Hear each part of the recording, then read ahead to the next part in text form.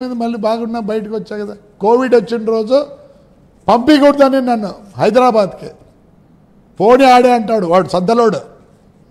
ఇదే మాట చెప్పినాడు. ఏం పోతే వాడు. ఇది పరిస్థితి. అవును, మీకు వాళ్ళ నాన్న వచ్చినప్పుడు పెద్ద చర్చ జరిగింది రాష్ట్ర వ్యాప్తంగా. మిమ్మల్ని చికిత్స కూడా పంపలేదు అనే చర్చ జరిగింది. మీరు అడిగినారా అప్పుడు కోవిడ్ వచ్చినప్పుడు ఐసోలేషన్కి పంపమని? ఐసోలేషన్ కాదు, ఒక వ్యాన్ వచ్చింది, బస్సులో అందరికి టెస్ట్ చేశారు. అంతకుముందే నేను అనంతపురం జైలుకి వచ్చి ఇక్కడ ఏదో కోర్టుకు వచ్చి ఆ రోజే పోయా. ఇక్కడ టెస్ట్ చేసి పంపించారు, లేదు ఆ రోజు. నెక్స్ట్ డే నన్ను వద్దన్నారు టెస్ట్కి. కానీ మా సూపరింటెండెంట్ భయపడ్డాడు. నువ్వు let me have a check అంటే చేస్తే ఆడ నాకు ఇది వచ్చింది, కోవిడ్ వచ్చింది. కోవిడ్ వస్తే పంపించలేదు. వాడు నా కజన్ కాబట్టి నన్ను బయటకు వేసినాడు. లేకపోతే అంతే ఆడైపోయాడు పని.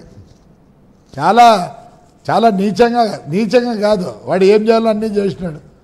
వాళ్ళ బ్రదర్ దివాకర్ అని ఉన్నాడు, మా మైన్స్ అన్నీ చూసుకునేవాడు. ఈడు లోఫర్ నా కొడుకు. నేను అనకూడదేమో దాంట్లో, ఈజ్ ఎ లోఫర్. ఊరుకుండిస్తారా? నేను కాదు, చాలామంది ఉన్నారు వాడు ఊరుకున్నారు.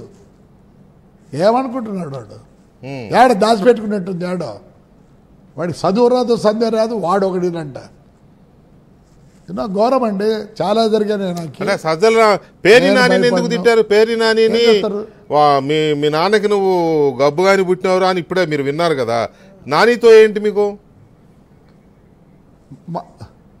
మళ్ళీ వాడు పనికి మాలిన అక్కడికి వాడొకడు నాకు తెలుసు ఏ గెస్ట్ హౌస్లో పనుకుంటాడు ఏమన్నీ నాకు తెలుసు. Perni Nani was the minister transport. అవును,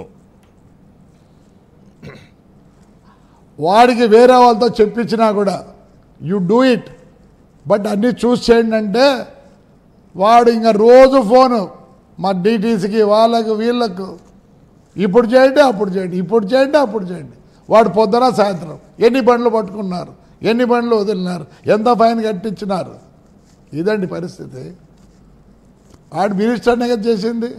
వాడికి తగ్గట్టు ఎస్పీ గారు సీతారాం గారు, ఆ పొద్దు కమిషనర్, ఒకడు అసిస్టెంట్ చేసి జేటీసీ ఉన్నాడు ప్రసాదరావు. ఈ ముగ్గురేనండి మొత్తం దీనికి కారకుడు. నేను ఆయన ఫోన్ చేసిన ఎస్పీ గారికి, అన్న ఇది నాట్ గుడ్ అని, ఐ విల్ డూ ఇట్ అన్నాడు.